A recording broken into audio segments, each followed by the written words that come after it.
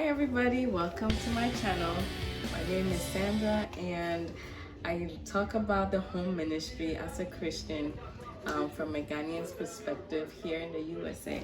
So today I have here my husband. He's my boyfriend for life. He has no choice. So I'm gonna ask him a few questions. Well, a question that I feel is important that men or young men don't talk about a lot. So I hope we all learn something from this mini interview. He's a very wise man and I couldn't have asked for a better husband.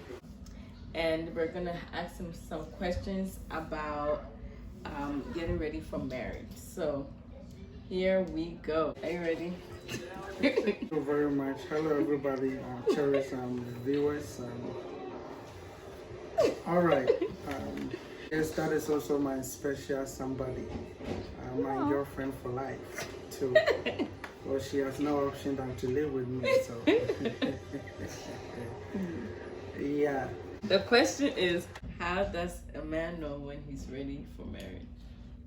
This is an interesting question, and it's the answer differs depending on the person. But to answer on as a whole, in a generalized way, how does a man knows when he's ready to get married? Is when the man gets to a level that he knows he's ready to accept another person into his life, into his house, and take care of another person. When you get to that stage that you know, I'm getting to a stage that I can take care of another person apart from myself. And then you know, okay, that is one step that you are ready for marriage. That is one. Two, when you get to a stage you know you're able to take care of yourself. Because if you can't take care of yourself, I don't know how you can take care of another person. Yeah. So when you get to a state that you know you can take care of yourself. Yeah. Then three, when you get to a state that you know you're able to handle your things, take charge or take control of your life, making decisions, or you know what you like, you know what you don't like, and all those kind of things. I can say when you get to you know yourself. When you know yourself, and that is also one of the things that you know you are ready to get into marriage. And maybe if you are living with your parent, when you get to a state that you know you are moving, you will be able to live by yourself. You are living. You will not be dependent on your parent. And then you know, because the Bible says a man will leave his father and mother, cleave to his wife, and they will become one. Yeah. Genesis 2:24. Yeah. Financially? Yeah, that is why take care of yourself. Financially stable. Okay, let me add that to it. Maybe I have to specifically mention that one. When you know you are financially stable. Yeah. Okay. So I mean, if you have something. Another question. I feel like, what if somebody who is like more private, because I feel like marriage is like an invasion of somebody's privacy, because you're like, I mean, you can't hide anything. Yeah, that is why I said when you get to a state that you know you'll be able to allow somebody to come into your life. Okay. You bring somebody into your house. Yeah, if you're a private person. Transparency is very, I feel like transparency is very important. So when you get to a stage that you think you'll be able to allow somebody to come into your house and stay with you 24/7. Okay. Know your ins and outs. When you get to that stage, then you know you're ready for marriage. Okay. Now another question I wanted to ask is that should a woman with a professional career, can she marry a man who don't have his career yet? Like, he's working, but he's not in his career. Okay. So I mean, if I get your question right, in America over here, sometimes someone might be working at a hotel as a doorman or a door boy at a hotel, but they are going to school for something else, or they are doing this hotel work for the meantime, or somebody might be a cab driver for the meantime, but maybe they are going to school for something else, or maybe they want to become an accountant, a doctor, or something. So they are doing that as a side job. That is something you're talking about, right? Yeah. I mean, yeah. Yeah, I mean it's two things. Yeah, you why not? You can get married to somebody like that. I mean, it's just that person have a future, and with his or her plans that he's having, his plan is to get into medical school, become a doctor one day, and he's working towards it. It's not like he's just doing something else. He's not even, he's working towards that aspect. And if you know that he's working towards that, I don't think there's anything wrong getting married to that person. So far as that person is working and will be able to take care of the family, then yeah, that should be fine. But not somebody that is not working at all. No, I won't advise that. If that person is not working, is just sitting there being lazy, please don't marry that person. No. And how about if the woman is earns more than the man? Can they?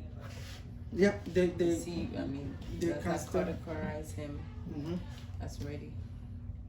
Yeah, I mean, so far as there's an income coming into the house, it doesn't matter whether it's $1 or something. There's something coming into the house. No, but the woman is making more than the man. I don't think that should be a problem or an issue. It will, if you have a man in your life that have an issue with you having more money or going to get more money than them, I will advise you don't get married to that person. Okay. I mean, you why would you envy? That is envy. Yeah, that's you are envying your yeah. partner. Yeah. So somebody like that That's might true. You don't know what in the future they might do to you. So I mean that is totally first red flag for you. Then get married to that person. But if your wife is making more than you, it's nothing. The money is coming into the same place, the same account. So what should be that issue? But don't let your wife be the one taking care of the home and you are not doing anything. Or like I said before, the person is working towards something in the future. So they were doing a side hustle and going to school. And maybe you came into their life and you're like, you know what, why don't you focus on this and get to where you want to get to? Let me do this work and take care of the whilst you go to the school. Yeah. And that People is marriage. That is I know marriage. people who have done that. But couples who have done make sure that person is doing something before you get into marry with that person. So if that person is doing nothing and telling you, oh, I'm planning, I want to go to medical school, so I'm working towards that. So what are you doing now? Oh, I'm studying towards that. Well, you are not ready to get married. So just focus on your studies. Yeah, focus on your studies. Okay. So I know with this question, I just wanted to ask to clear it out to see. I know with this, it's more of when it comes to age, it's more of the women. Is there an age thing for a man, like an age limit? Like, oh, I want to get married, or I have to get married by 30 and stuff. I know that is more for women. How about a man? Is there an age thing? I don't know. I don't know any guy that is saying. I mean, men don't. I don't think the age thing worried men as much as it bothers women. Okay. Yeah, because a man as old as 90 years can still have a baby with a woman. But the issue is, will that man be healthy enough to take care of the baby? So, I, for instance, was in a hurry to get married because I told myself I'll marry before I get to the age of 30. I gave myself 25, 26, 27 years. Those 3 dates. Those 3 years. By the time I get to any of the, I'll get married. And I got married at the age of 27. So the age is not a big one. Okay. So the next question is, how would a man know that she's the one? How would a man know that she's the one? Yeah. It depends what you are looking for. It's a personal stuff. It depends what you are looking for Okay. in a woman, that you know she's the one. So sometimes I know that we have love at first sight. You meet somebody, you see that person for the first time, you fell in love with that person. Some people go ahead, propose, and then right away they just hit it and they are going. Some people will see somebody, they love at first sight, but it will take them a while to try to, before they get to the next level, get to know that person. They would like to get to know that person first before they move on into dating and getting married. Other people too will see somebody, they won't have any feelings for them. They will be friends, and as they move on in friendship, they start developing feelings for each other, and then they hit it, they go to the next level. So when it comes to that and like the spiritual aspect, how serious should a man take that, like that aspect, the spiritual aspect of? Okay, so when it comes to spiritual aspect of marriage, it's really important. It's something that needs to be taken to the highest level. You don't play with it, because marriage was created, or it's an institution that God created. So when it comes to marriage, always go to the source of marriage, which is God. So always you have to pray about your marriage. I started praying about my marriage at a younger age.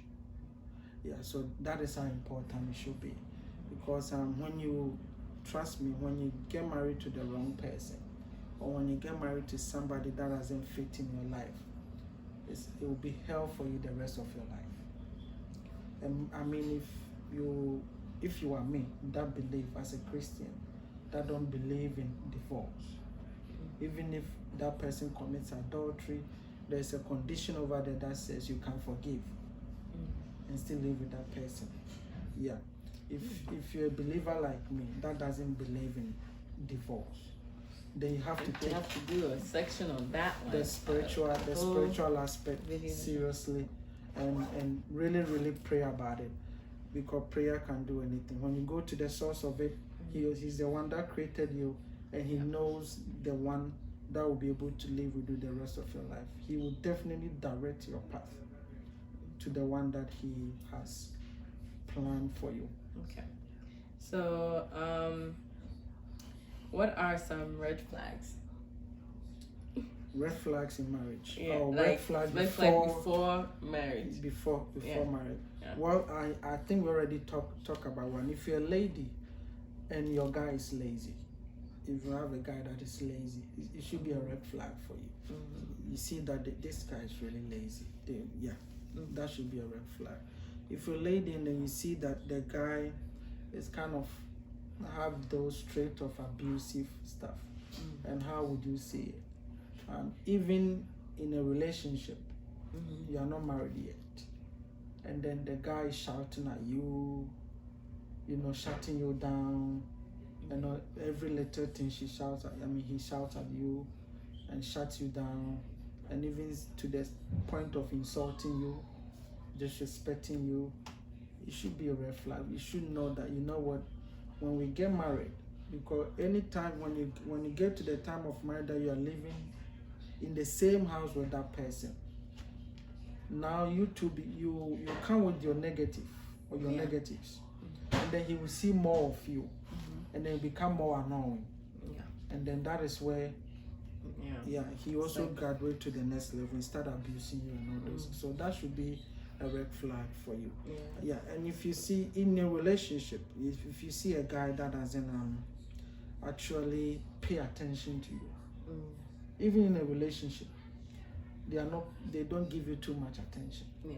It should be a red flag for you, because you should know. Even now, they are not even giving me attention. So when you put a ring on my hands that nobody else can come for me, you won't even have time for me. So ladies shouldn't be like, oh, he'll change. When you know how sometimes people may have the idea or the mentality that, oh, things will change or he'll change when we get married.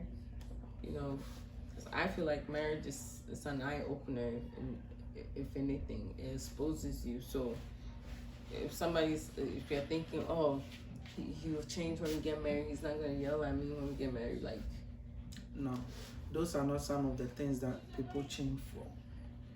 Yeah, those are not some of the things that people change for. I mean, there's one thing you should know: you cannot change anybody. It's only God that can change people. So if that person cannot change before marriage, what tells you that person will change after marriage? Yeah. Because the reason I'm saying that is because I'm married and I've had the experiences. So with what I've seen in marriage, I'm telling people, you know what? Don't think when you get married somebody will change because you're getting married. No, that will even make it worse. Yeah. Because when two people living together, you will see the negatives and all those kind of things. It makes it worse. Yeah. Yeah. Okay. Thank you for that. I think somebody, not I think someone has a question from our audience here about finances. So I give her the chance to ask it. Okay, so my question was, what do you guys think about joint account versus like individual accounts?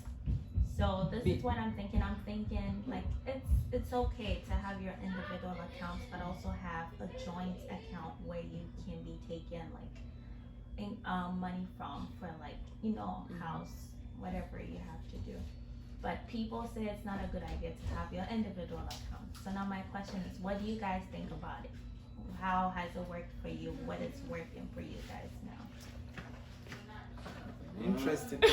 I mean, when it comes to the financial aspect of marriage, that is a whole. That's a whole. Yeah, I think we have to make another section for it. But something really quick. Depending on the individuals in the marriage, the ideal one, something that I prefer or that I recommend, is the joint one. You are married, you are together, you are one. Why do you want to have separate account? You have yours, I have mine. No. The Bible says you come together to become one flesh. So everything should be one. If you're able to show your nakedness to that person, because that is the only thing that you try to hide from people. Yeah. So if you're able to show your nakedness to that person, why can't you show your finances to that person? Yeah. You know. I mean, I guess like when it comes to like, let's say, little side business, little side hustles and like, because usually the little side hustles that I do, like I keep. It's not like I keep the money, but like I don't necessarily. I told you not to add it. Yeah, I don't necessarily add it to the. That is different. Account, that is different. The business is different from our home account. Yeah. So let's say you have a business, your business that you started. Yeah. You should have your business account. Yeah. That shouldn't be part of the joint account. The joint. No, that is a business that you are doing. So that is different from the married one. Yeah. So I prefer the joint one. But there are some people in marriage that one is a spender, they spend too much. One is a saver. That is one true. is saving, and it's causing problems. It's causing problem in the marriage. Yeah. So there are some people they able to live together with separate account that there is peace. Yeah. My thing is, which one brings peace in the marriage? So whichever one that brings peace in the marriage, that you're able to live in peace with each other, you don't have any problem. Yeah, I Go think for it. Some people too have separate accounts, but they are transparent with each other. Like one can go into into each other's account. So I think that one too. Like I said, whatever works for you, whichever works for you. your marriage is go for it. But I personally prefer the joint one. It's easier for us. Yeah. That's what we have figured. But I prefer the joint one. But whatever works for you. If you think having individual account is working for you, go for it. But just be transparent with your partner. Yeah, that's all. Yeah, I think there's one more question about personality differences. Yes, the question was, you have people that one is like a talker, and then the other one may not like to talk about your feelings and what's going on. So a typical example, when there is an issue that needs to be resolved, the other person might want to say, hey, let's sit down, talk about it, and move on with our lives. The other one will not say anything about it. Clearly there's a problem, just gonna be giving you the cold treatment, pretend like there's nothing going on. And then the entire time the other one is going crazy, like trying to figure out what's going on and how I should fix it. And the other one is not saying anything. How do you deal with those differences? I don't know, you take this. Okay, personality issues. Before you get married to that person, you should know their personality. I mean, you're not going to know you are not all going to know their, all, but at least the basic ones you should know. So you should know this question that you ask. You should know, oh, you know, the person I'm getting married to, when we face issues, he or she tends to like to be quiet about it, not talk about it and stuff. I like to talk and stuff. So this is how it is. If you live with somebody that you like to talk and this person is quiet, don't try to shut that person down. Let that person be free, let that person talk. That is fine. If this person is quiet, don't try, if they don't feel like talking, don't force them to talk. But when it comes to marital issues, for that one, you have to force them to talk. You have to sit down. Because if you don't talk about the issues, how are you going to solve them? Sometimes they might keep it in them, and then it builds up, and then So if the talkative, the one that likes to talk about things, when things happen and you see there's an issue, there's a problem, don't keep quiet. Sit them down, and bring the topic up and talk about it. I think also like the way you bring it up to that person. Yeah, but that is what I was heading. You should know the time when to bring them up, or how to get that person to talk about those issues. Yeah, that is what it comes in getting to know that person. Yeah. So you know this person doesn't talk, but when it comes to issues, this is the way I can get him to talk, or I can get her to talk. And then so anytime you have issue, but please don't use the excuse of he or she doesn't talk, so we can't talk about it. No. I would advise anytime there's a marital issue or differences, always sit down as a couple and talk about it and trash things out. Because the Bible says we shouldn't be angry for overnight, right? Yeah.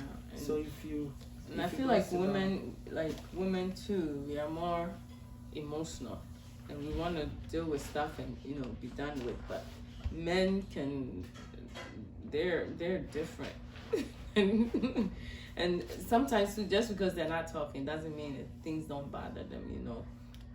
That's one thing I've seen, but it's just having. I guess this is another subject that we can kind of make conflict resolution. Yeah. Maybe something that you see to be a big issue. I'm like, it's nothing. It's nothing. So like I would see it as a more big. Yeah. I'm more like, oh my goodness, this. But he was explaining to him like, oh, okay. So this is really something that she's like okay. But by the time I'm done talking about it, it's like, oh, okay. That's because it's me though. Like, so that is how it is. So if that person is not, or maybe that person that didn't see it as a big issue until you bring it up. You need to acknowledge that, like, of course, where you're coming from. I feel like that is important.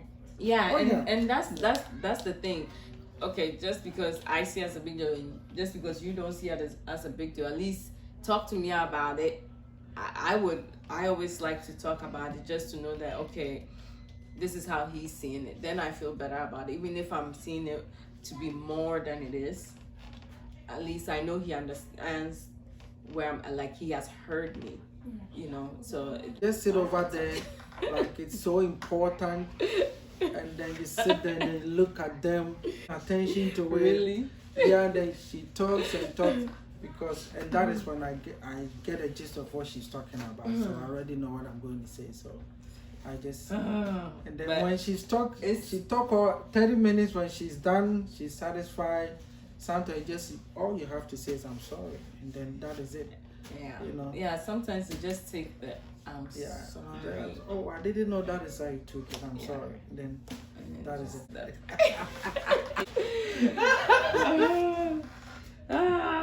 Okay. Oh, I was gonna something. But I mean, I mean, the fact that you don't see it to be an issue. I mean, I That don't doesn't see mean to, it no, doesn't no, no, bother no. them though. I'm coming from the other side that Okay. if I don't see it to be an issue, I'm not going to talk about it. I won't say Oh. anything about it. Yeah. So you that see it to be an issue, you are have the to one that's bring it supposed to bring it up. Yeah, that's true. So we talk about Yeah, it. because sometimes if you see the waiting for me to talk about, I don't see it as an issue, so I won't talk about it. that's true. Because sometimes it will be bothering me, but then with him it's like, you know. So at least voicing it out just to see. At least you voice it out. Your opinion is heard, and then. So I think we have come to an end with this interview. I'd like to thank my special guest so much for joining me on the channel today. So we'll probably have you on another time. Nope. You have no choice. Okay. Thank you so much for watching. If you have any questions, put in a comment. Like, subscribe, share the video, and we'll see you in the next video. Bye. Au revoir.